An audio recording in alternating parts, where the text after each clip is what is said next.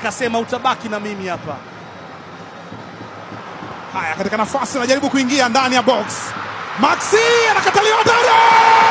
Zouzoua! Usijichekeshe. Yanga hawachekeshi. Kanyaga, fukia mbinguni. Ni Pacome Zouzoua anawanyanyua tena wananchi, anawanyanyua Young Africans. Ilikuwa linatengenezwa shambulizi, akajaribu kuupiga, lakini tazama kilichokuwa kinaonekana kwa upande wa Simba.